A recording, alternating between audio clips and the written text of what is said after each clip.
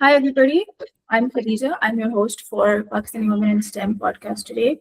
Today, we have Dr. Athar Osman with us, Dr. Usama Athar with us, who is a leader at the intersection of science, policy, innovation, and STEM education. He's the driving force behind an extremely captivating and fun initiative called STEMX, which is expanding STEM learning, particularly for young girls in Pakistan. Today, we're going to discuss with Dr. Athar about the inclusivity of women in STEM, specifically at a young age, and what the initiative brings to the table and give to provide access to women in STEM. Thank you so much for joining us, sir, and excited to have the conversation with you. Thank you for inviting me.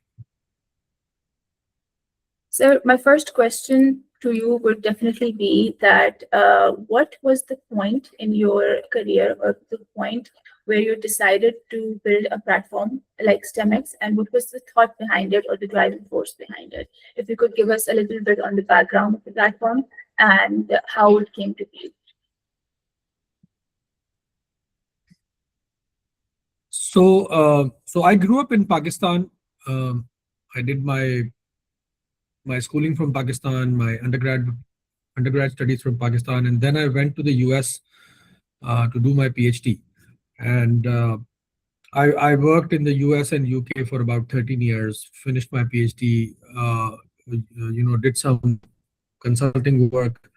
And then I decided to move back to Pakistan in about 2012. And when I moved back to Pakistan, initially, I set up a non-profit called Pakistan Innovation Foundation. And the idea of the non-profit was to, help Pakistanis be creative, be innovative, and kind of solve their own problems using their creativity and innovation. So for several years, 2, 3 years, 4 years, we ran a number of different programs, trying to enable, Pakistanis to become more creative and innovative. And in that process, we usually, in the beginning years, we interacted mostly with university students.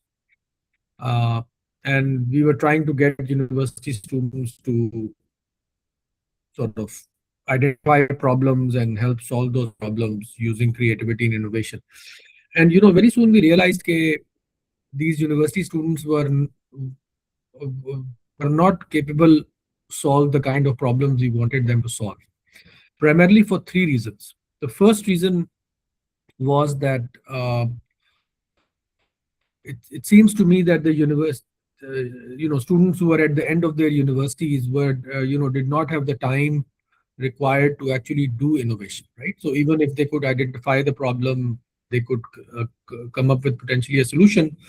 As soon as they would graduate, they were looking for a job.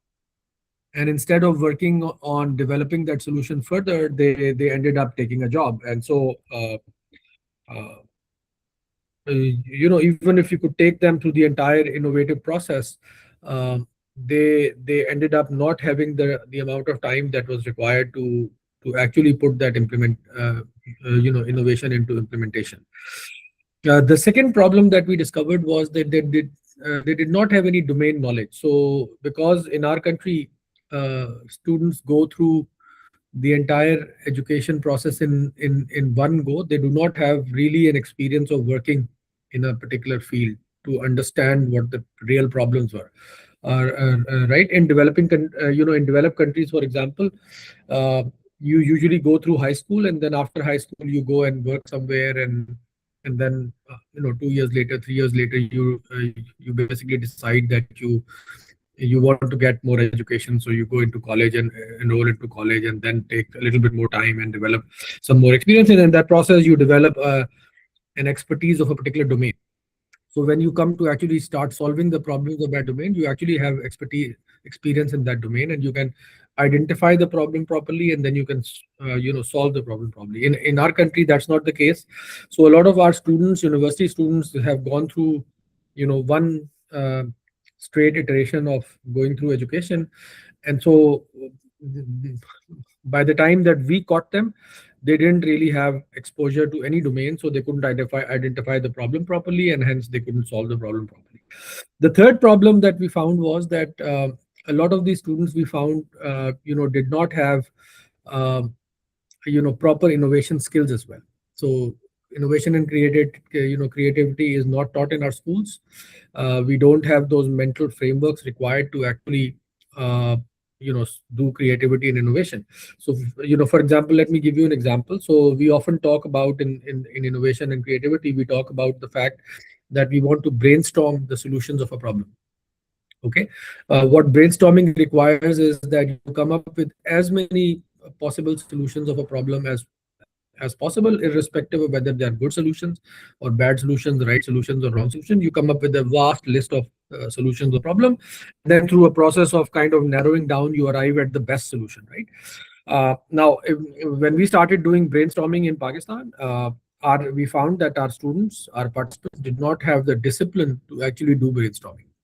Right? When you ask them to come up with brainstorm solutions, they would think of one solution or two solution and they would just stop at it. Which means basically that they had no frame of reference on how to do brainstorming. We had no frame of reference on how to do out of the box thinking. So these skills were also not being taught. So this was going on in my mind, and I started saying quite openly that I do not want to work with university students in Pakistan because they cannot innovate. So a lot of my friends who were watching me at the time, they started saying, "Acha, Athar, now you actually understand what the problem is, right? The problem actually starts in the school." So they started asking me, "What are you doing in the schools?" And for a few years, I didn't have an answer to that question because I did not really know how to start with schools. If you want to do innovation in Pakistan and you want to work with universities, you know which 8-10 universities you want to work with. But there are 300,000 schools in Pakistan. So where do you even start? And we were a small group of 4 or 5 people trying to create innovation in the country. We really didn't know where to start. So I think we kind of thought about this for a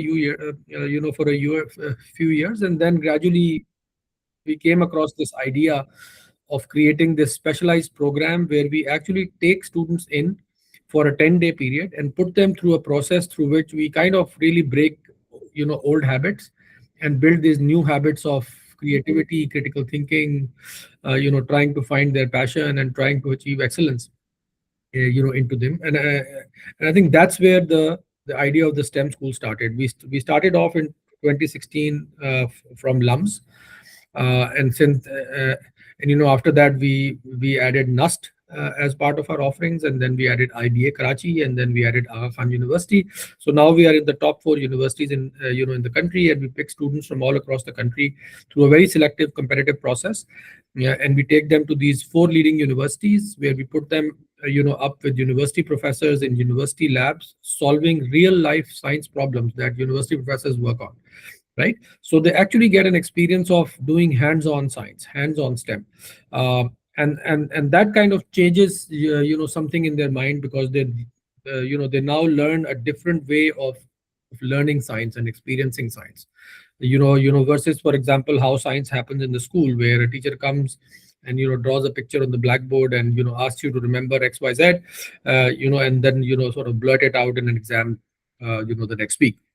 So what we've started to do is change the way students see science and experience science, and hopefully hope that will create something in them that will make them passionate learners. Thank you so much. That's actually quite an interesting journey and very inspiring as well.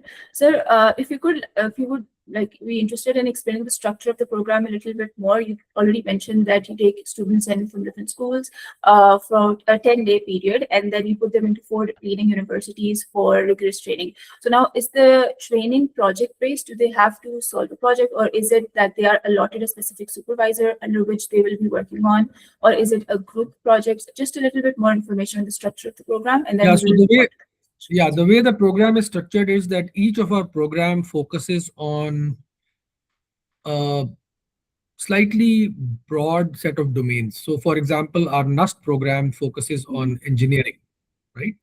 Our LUMS program focuses on the sciences. Our IBA program focuses on math and computer science, and our Aga Khan program, focuses on life sciences, right? Within each of these domains, then there are subdomains, right? So, for example, in the sciences program, we might do biology, we might do chemistry, we might do physics, and we might do astronomy or something like that, right? And and these subdomains change every year. So we basically select people who are interested, for example, in the sciences, and we would put them into this program where for the first 4 or 5 days they would experience one of these sub-disciplines each day, right? So the way the day is structured is that there is a little bit of theory and there is a little bit of skill building and going to visit labs and stuff, but the core part of the day is the second half, where students are given a problem, a small problem that they can solve in 4 to 5 hours, right? So the real core of learning is not a lecture, it is a practical problem solving session. So they will take a particular problem, for example, in aeronautics, and they will solve that problem. They will actually design, for example, an airfoil, and demonstrate how when an aircraft flies it creates lifts, right? And they'll be able to do some experiments around that, and then the next day they will come back and experience another area of science, and then the next day another area of science. So the first 4 or 5 days happen like this. Everybody gets to do a little bit of hands-on practical work in each of the 4 or 5 sub-disciplines that we are pursuing. After the first 5 days, then each of the student picks one particular domain in which they want to do a more detailed project. So a 3.5 to 4 or 5 day project is awarded to them. Again, it depends on the faculty member who's supervising. Sometimes they assign pre-assigned projects.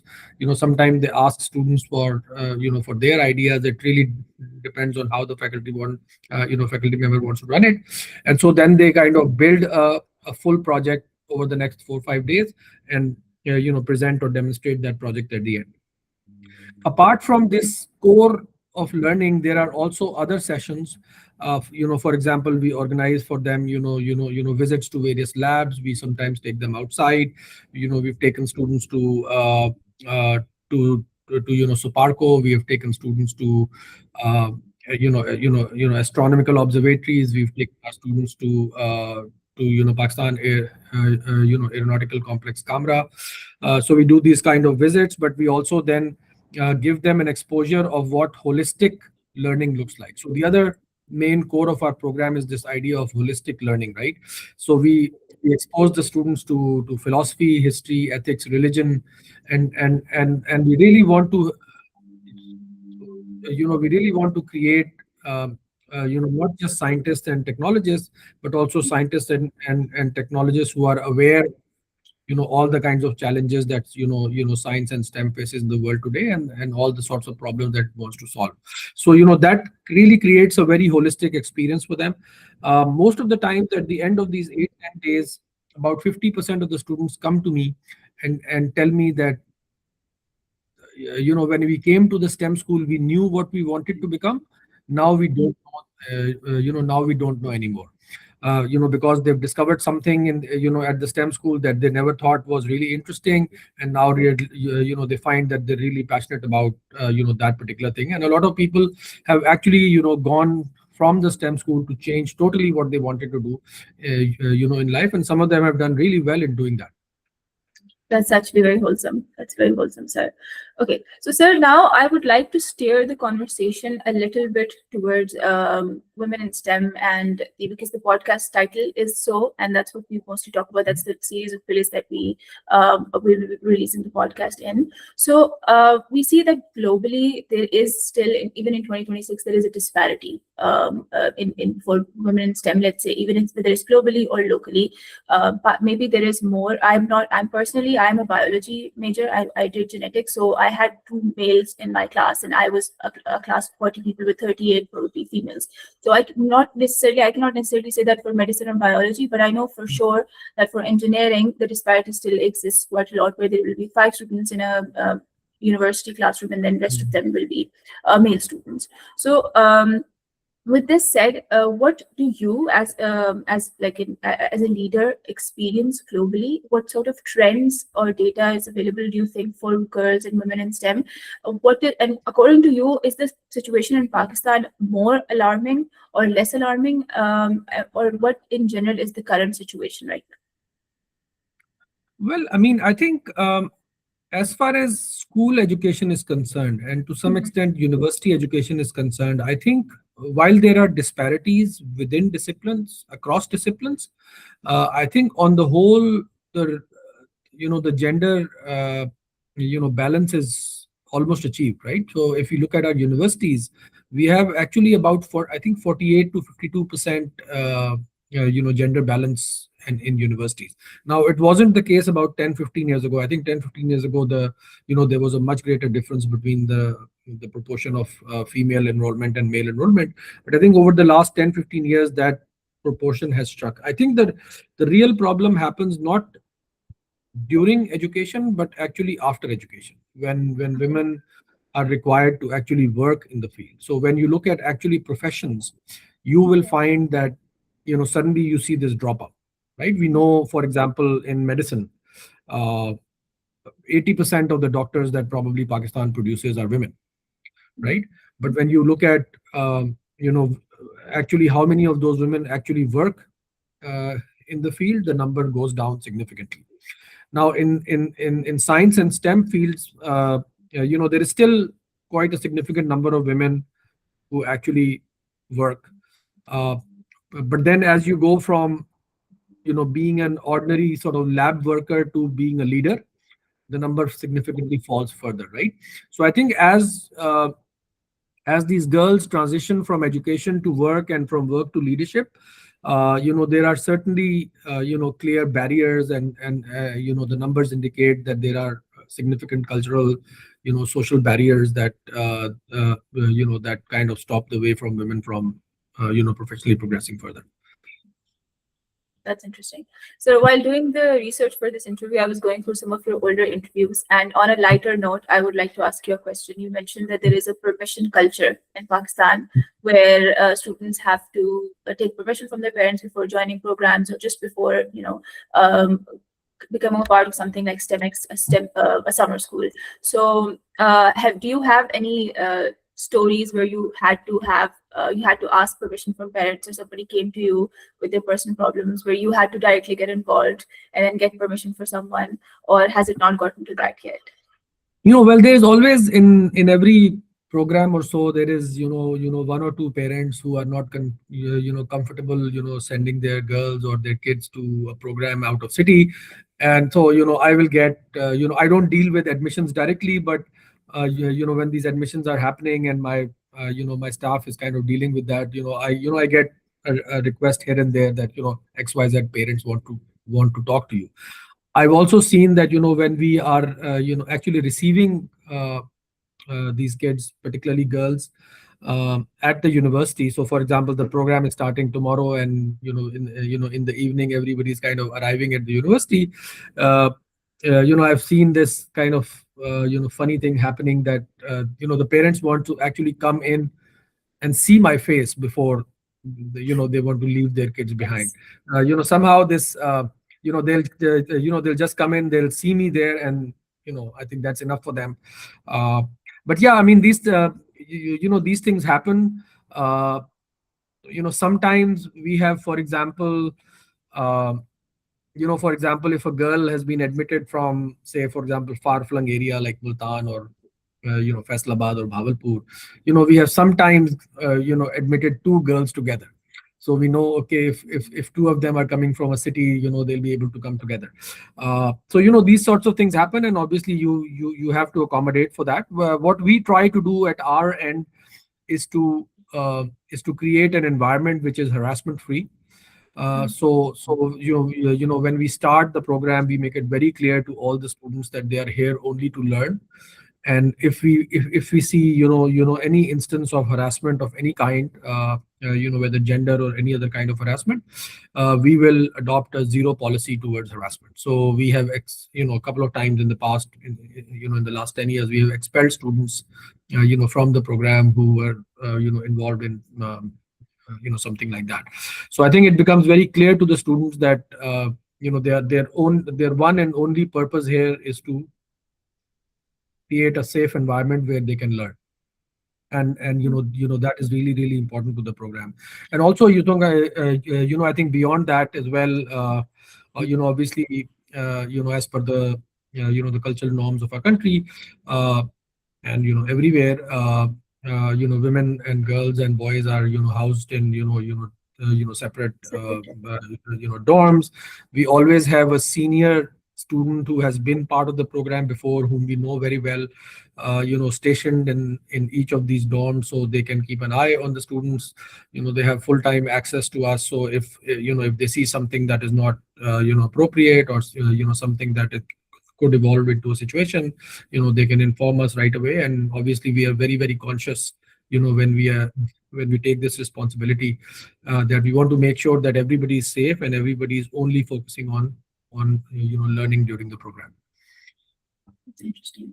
Thank you, sir. That was a great answer. So you mentioned students getting admitted from far-flung areas like Multan or other cities, because as I imagine, the main universities that you mentioned come from Islamabad, Karachi, and Lahore, which are the major cities of Pakistan. So, sir, what steps have the program taken, or have you taken personally, to make the program more accessible to rural areas? Because that is where the gap actually lies. That is where students probably don't even have access to labs, or they don't have access to, let's say, good quality internet, or say areas like Quetta, areas like Balochistan, where there are internet shutdowns, so they don't have access to this sort of exposure. And how have you made sure that the program is inclusive towards them or accessible to them in Pakistan? So Khadija, that's a major challenge for us, right? I wouldn't say that. I mean, I would not even try to make a claim that we've done whatever we could do to make this happen. Our program is very particularly designed towards very high performers. Okay, so the way the program works, and the reason the program works is that the class that is selected for each of these boot camps has kids who are almost at the same level, right? So they're able to function together. If in that class if you select people who do not get to that same level, the class kind of breaks apart. The students who are not able to keep up, with the pace of the class, will slow everybody down, and they will also slow the professor down, right? So we have to make sure that the students are selected purely on merit. Now, once in a while, I will get a student who's really passionate, who has gone through our our admission process and has made it through the program, but may not be exactly at the same level. And once in a while, I will make that exception, but I have to make that exception knowing that if I make too many of those exceptions, the overall quality of my program is going to go down, right? So unfortunately, because this program is based on merit and we have to do a selection purely on merit, we are unable to access students from these far-flung areas and from the traditional public education system of Pakistan. That doesn't mean that we haven't tried. We have tried several times to go after public school systems.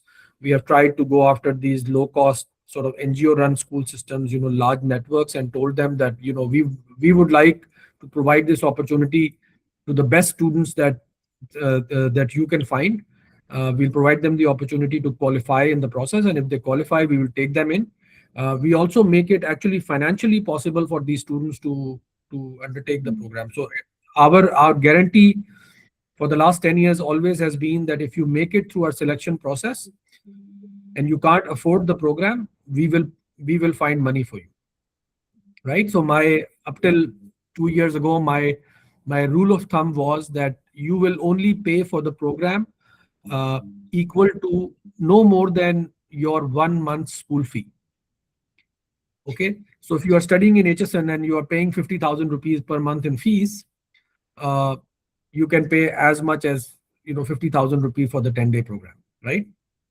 But if you are studying in a public school and your monthly fee is 300 rupees, I will give you the same program for 300 rupees maximum, right? Now we do make sure that everybody pays something into the program. So nobody gets the entire program for free, because we also believe that people should have some skin in the game, right? So if I'm not very well to do, and I can only afford 300 rupees, I'll give you the program for 300 rupees. But I'll take 300 rupees from you. I'll not give you the program entirely free, right? So we try to make it possible for students to overcome financial difficulty. And that is totally fine. About 30% of our class every year, studies on a scholarship. And nobody knows who are the people who are on a scholarship, right? So it's a totally need blind process. Nobody knows who's on a scholarship, who's not on a scholarship. But we haven't really been able to make compromises on merit. So, that's something that I think keeps our programs standard and integrity intact, and it makes the program useful for everybody else. If we started making compromises on merit, then the program's quality will go down, and then the program would become useless, right? So I think that's where so far we have not. I think so. Again, I feel that if we wanted to admit students who would otherwise not qualify for the program, we would have to probably run some kind of a remedial program for them. In the same way that, for example, LUMS and Habib University, do this remedial program for students who cannot otherwise qualify. They first get them to where they can qualify, but they don't compromise on their standard of qualification, right? I think that's the way for us to go. Unfortunately, we are not that big and we are not that resourceful as Habib or LUMS to do this remedial program, but at some point, we would like to do that. Interesting. Thanks, sir. So, sir, before this, you mentioned that there are students that come into the program thinking that they want to work into one specific field, and then they get out of the program thinking that they don't know where they want to work anymore because they're so inspired by different types of innovative projects that they work on. I would love for you to share some success stories, and particularly for girls and women who came in and then went out to become go on to successful scholarships, whether some international scholarships, even. Please do share success stories with us. Yeah, so for example, let me give you an example. So one thing that we try to do in the program is one of the core ideas behind the program is that it gives you the opportunity to explore your passion, to find your passion, right? So finding the passion is a key theme of the program, because we believe that if you have found what your true passion is, you can be an excellent professional, an excellent scientist, an excellent innovator, an excellent professional in that domain. But if you have gone into an area not knowing what that domain, what that area entails, then you're going to always perform subpar. You're not going to be sort of happy yourself, and you'll not perform very well. So let me give you an example. In our very first program at LUMS, we had a girl called Maheen Mirza, right? Maheen came in to the interview, and I asked her, what do you want to become? And she said, I want to become a doctor. And I asked Maheen, why do you want to become a doctor? And she said, because I hate maths. Okay. She came into our program. So again, the structure of our program is that everybody has to experience everything, right? So in that particular program, we had a theme called computer science. So for one day, she had to write some code. This was the first time Maheen actually wrote some code. Okay. So she wrote that code for one day, 1 4-hour project, and she fell in love with code, right? Then instead of doing biology for her project, she switched her field and actually did a 4-day computer science project, right? Today, Maheen, I think she's already finished. So she ended up, going to the US to do a bachelor's in AI and computer science. Right. So imagine, somebody coming in thinking they want to be a doctor only because they don't like maths, and then falling in love with, computer science, which is kind of math, and actually graduating to do this. Now, there are other, kids who actually come in thinking they want to be something, and they actually find that they really like that stuff, and they end up doing wonders. So we had another girl who attended, I think, our first or second program. She wanted to become an astronomer. She was from Karachi, wanted to become an astronomer. She found that there was no support for people who wanted to become astronomers in Pakistan at the time. She came to our program, I think, experienced some astronomy, and ended up going to Canada to do a degree in astronomy. And today she's a professional astronomer at an observatory in Canada, right? Similarly, we had another girl called Iman. Iman wanted to do physics.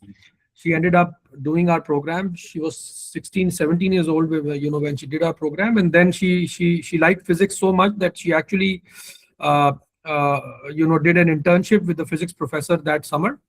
During that internship, Iman worked so hard and the professor was really impressed with how hard she worked. She actually performed during 6 weeks in summer. She fabricated, designed, and performed 2 Nobel Prize winning quantum experiments. Oh, wow. Right? Very interesting. The physics professor was so impressed by her dedication and her hard work and everything that she put in that he basically said, if we can keep Iman on track to become a physicist, I think she can win a Nobel Prize for Pakistan. Wow. Right? Very interesting. Unfortunately, Iman ended up going into electrical engineering, for her bachelor's. But that's how that's how we work, and that's how uh, the program works. So we've had so many examples of girls and boys and kids who come into the program. They try out a few things. They kind of discover what they're really passionate about, and then they go and do some really meaningful stuff in that area. That's very interesting. So I do have one more question about that, because this is I find it quite interesting. I wish I had an opportunity like this after my school. I did not. I work in molecular medicine currently. My biggest issue with even the universities that you are mentioning, I'm studying currently doing my MS from NUST. So there are a lot of funding constraints that we face in our country as a third world country when it comes to research. So I would like to know that who funds the project for, let's say, the 4 or 5 day projects that you mentioned at the end of the program, small projects. So who funds them, and then what is the level of funding that they get for the project? So projects are so the faculty is a very big part of this program. The faculty doesn't charge us anything. They do it out of their passion. The universities that participate, so our 4 partners universities, LUMS, NUST, IBA, and Aga Khan, they actually contribute for free access to their labs and facilities.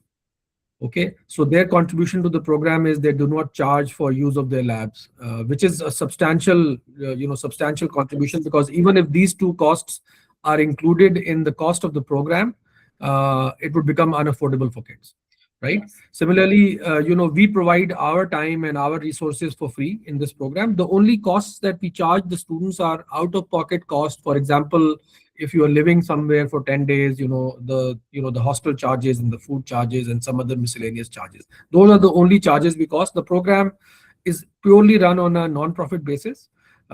We do not make any money of it. This is something we started out of the our love to contribute back to our society, and we've tried to keep the program like that since then. Now, obviously, if half of the students are who can afford the program are paying in, and for the rest of the half, we are actually then going out and raising money. So usually every year when I have made admissions and I know how many scholarships I need, I would write an email to my, my friends and colleagues everywhere in the world. And I'll say, I've got these, 16 students and I need a scholarship for each one of them. Right. And usually I think, the thing that has worked really well for us is that people want to contribute to, these causes as individuals. And I get scholarships, literally within a day or two. So, that has worked so far for us, and I hope it works for us in the future. But as the program scales and as the cost also increases, it is becoming increasingly more and more challenging to keep it that way. But, so far we've kept this program, very purely on a non-profit basis, and have been able to raise money to run the program. That's very interesting.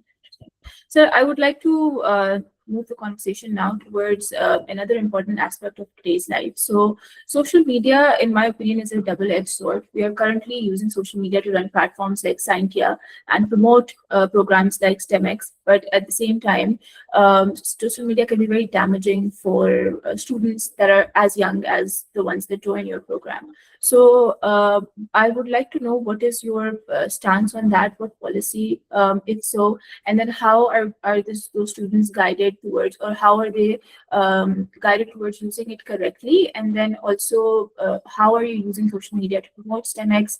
And then is there a way for also to inspire students in STEM using social media? And is STEMX working on a platform like that?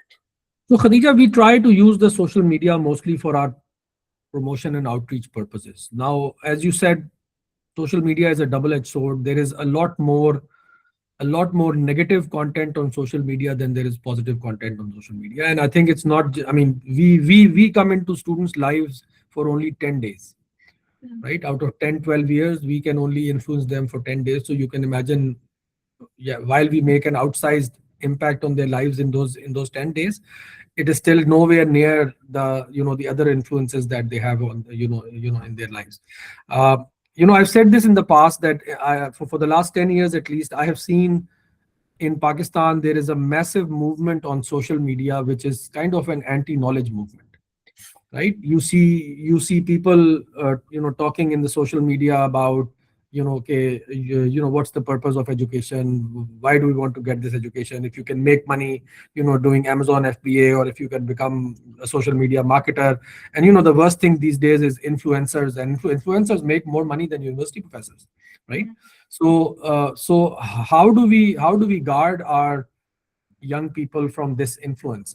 I've often told my friends and colleagues in academia, professors, teachers, that their voices are not strong enough, right? There is a whole movement on social media that is trying to take our kids away from education and towards के okay, जिंदगी में पैसे कमाना ही हर चीज है, और ये पैसे तो तुम इस तरह से कमा सकते हो. अगर अगर जिंदगी में पैसे कमाना ही हर चीज होता, तो फिर हर किसी को इन्फ्लुएंसर बन जाना चाहिए, right? Because influencer make tons of money these days. But जिंदगी में पैसे कमाना हर चीज नहीं होती. मैं आपको बताऊं, शुरू में we actually did a program at Habib public school Karachi, and in that program we had a seventh grader who participated in that program, and that boy was really really smart. I mean, he was so smart in whichever way I interacted with him, that he really made an impression on my mind कि ये बच्चा जो है ना, ये इतना smart है कि अगर इसको हम सही तरह से गाइड करें तो ये कल को आइंस्टाइन बन सकता है. अच्छा, ये कोविड से पहले का जमाना था. उसके बाद 2 साल कोविड में we didn't have a program. But after COVID, when we started our program and we started our new LUMS program, I actually went out and I asked my team to find that boy, because I wanted to take that boy from Habib Public School and actually put him into LUMS for 10 days so that he could experience what real science is, right? हमने बड़ा ढूंढ ढांड के, हमें उसका नाम भी नहीं पता था. हमने तस्वीरों में से उसको पहचानने की कोशिश की, पहचान के हम उसके पास पहुंचे, उसका नंबर किस तरह से हासिल किया. And we asked him कि you did very well in the program that we ran at Habib Public School before COVID, and we would like you to join this program at LUMS. You know what he said to me? He said कि doctor अतर, मुझे आपके programme में कोई interest नहीं है, मैं तो influencer बनना चाहता हूँ. And literally that broke me. जो कुछ भी वो अट्रैक्शन है चार पैसे कमाने की या इन्फ्लुएंसर बनने की, या उससे जो कुछ भी ईगो को आपकी सेटिस्फैक्शन मिलती है, unfortunately the educated part of our society has not been able to counter that attraction. I feel that for somebody like him, he may be coming from a economically impoverished part of our society. He may have these pressures to earn money, etc. But I actually feel कि उन जैसे बच्चों के लिए इस society में, हमारी society में कम से कम इतना तो होना चाहिए कि हम एक बच्चा जिसमें पोटेंशियली आइंस्टाइन बनने का पोटेंशियल है, हम उसको एक safe space and opportunity provide कर सकें कि वो आइंस्टाइन बन सके, right? Unfortunately, the voices on the other side of the social media are so strong, and the temptation to make this quick buck and make a shortcut in life is so strong that we are we continue to lose these kids to these voices. So I think there is a responsibility for us, people like us, to talk about what we do and why education matters and why science matters and why STEM matters and why these shortcuts in life are actually not the right path to follow. Lekin this is just the way we will have to counter this propaganda against knowledge and against science in the society. Very, very well said, sir. Very well said. Thank you so much for your contribution, sir. I would definitely, we're moving towards the closing of the podcast now, but before that, I would definitely ask for you one thing. You mentioned scaling the program. So you mentioned that currently it's working on, it's a smaller program. So I would like to see what do you imagine STEMX in the next 5 to 10 years, and how are you planning on scaling it? And I would love to know that if you're planning on scaling it to other cities than Islamabad, Lahore, Karachi, or even internationally to other universities, please do brief us on that. So Khatija, we would definitely would like to scale the program to other countries if possible. Uh, Pakistan, the way the program is currently structured, we run these 3 to 4 boot camps every year in the 3 4 leading universities of Pakistan. Uh, Kids only want to go to these universities, right? So if we, for example, launched a program at another university, there would not be a lot of demand for that program, right? So Yes. हमारा जो सबसे बड़ा bottleneck है ना, वो ये है कि जो जो जो टॉप ऑफ द फनल है वो बहुत नैरो है. अगर आप 4 यूनिवर्सिटीज में 4 प्रोग्राम करेंगे तो आप एक प्रोग्राम में 40 बच्चों को लेंगे तो the maximum kids that you can serve in a year is 160 kids. Okay. Now you can increase the bottom of the funnel. So from where the kids enter into the program, you can increase that part of the funnel, but you have a problem with the top of the funnel where you cannot accommodate everybody, right? What we have tried to do in the past is to think about, launching uh, a version of the program that teachers can deliver within their own classrooms. So Okay. we've actually tried to develop curriculum that we call STEM in the classroom, where teachers can take a version of the program and actually try to deliver it within the classroom itself, right? So maybe potentially, tens of thousands of students can be exposed to the kind of STEM learning that we provide, which is hands-on, holistic, and multidisciplinary. But ultimately, I think we are, currently bottlenecked at the front of the program, where once students go through this exercise, whether it's hundreds of students or thousands of students, they only have 4 5 6 places to go to, and you can only run a program of a particular size, beyond which, if you scale further, it would decrease the quality of the program. But I do actually firmly believe that every single student in Pakistan who decides to become something should have an opportunity to explore that something before he or she makes the decision, right? So अगर पाकिस्तान में, I mean, आप अगर सिर्फ OA levels को ले लें तो 1 लाख 1.5 लाख बच्चा हर साल डिसाइड करता है कि उसने OA levels करना है, right? उसमें से probably 30% of the students want to go in STEM.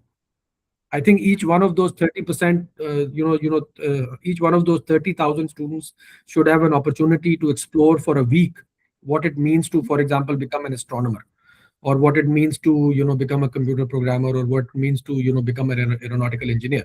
Unfortunately, in our society, in our country, students make these decisions based on very little information.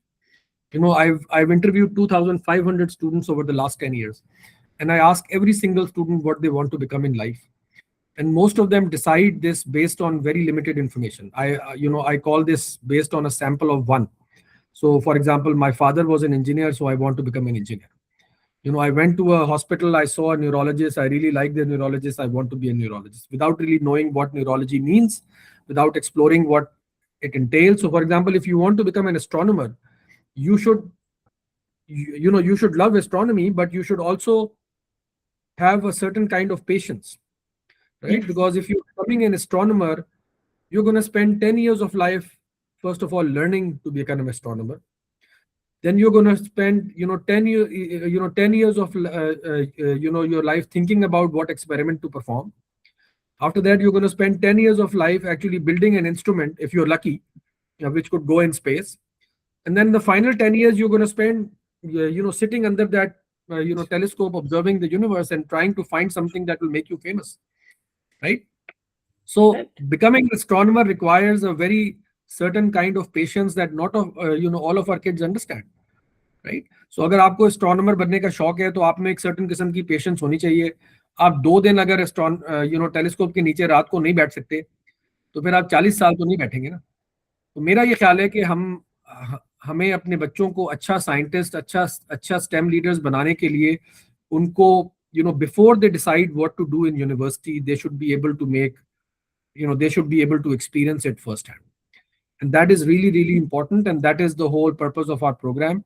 Obviously, they experience, science in a very different way. When our program ends, most of the students don't want to go back to school. They tell us कि अब हम school जाके क्या करेंगे, आपने तो हमें science करने का एक ऐसा तरीका सिखा दिया है कि स्कूल में तो कभी ऐसा होता ही नहीं है, राइट? अब हम स्कूल जाके बोर होंगे. तो obviously we can't take them out of school, so we have to push them towards the schools, and they have to live with that. But we try to make sure that we stay connected with them. So once you've been through our STEM program, we continue sharing opportunities with you. We continue providing sort of mentoring for you. I and other members of our faculty, we write recommendation letters for students every year. So we want to make sure that you made an informed choice and you go to the best possible place where you can pursue that choice, right? Whether it's in Pakistan or outside Pakistan. But that's really, really important for us, and that we think is our contribution towards making sure that our students make the best possible choices in life. Dr. Athar, I think you can also share about Chris Hadfield and connection to So I science. mean, there are lots of opportunities that we provide to our students. Very recently, as Atia said, we had a session that we organized where we had our students interact with Chris Hadfield, who's a former Austin Canadian astronaut, and he answered questions to students and he inspired the students. Those are the sorts of opportunities we make sure that we provide our kids. That's very interesting. Thank you so much, sir. If you have any last remarks that you would like to share, especially with the kids who want to join your program and are interested in it, anything that you would like to share about your program, please go ahead. The platform is yours. Actually, when kids find out about the program, they really want to do it. I would actually focus more on the parents. I think it's really important because a lot of times parents influence kids in the wrong way. Now, I'm not saying that they don't mean well for their students, for the kids. They obviously mean well for the kids, but a lot of times learning that happens in our classrooms and education that happens in our schools is very narrowly driven towards getting good grades. A lot of times these students spend most of their high school years just solving past papers so they can get good grades. Now, I tell these students, if you learn for the purpose of getting good grades, you might get good grades, but you will never learn. But if you do this for the purpose of actually learning, you will learn, and I can also guarantee you that you will get good grades, right? So I think that is really the key point, that what we really want to inculcate amongst these students is a passion for learning, and a love for learning. And once you fall in love with learning, you fall in love with science, you fall in love with STEM, you fall in love with books, then there is no stopping you, right? And it automatically translates into good grades. I don't know of anybody who was really learning for the love of learning, for the passion, and ended up really getting bad grades. So that's really the most important message that I want to convey, not just to the students but the parents and the teachers as well. Don't stop your students to pursue learning for the love of learning. Because if we do that, then there is no point in doing anything. All this getting good grades, if you haven't learned anything, what's the use of that? So I think that's really the key point that I want to emphasize, and I hope that at least some people, 10, 15, 20 people, percent of the people will pay heed to this. Thank you so much for joining today's podcast, sir. It was a pleasure to have you. I will be stopping the recording for now.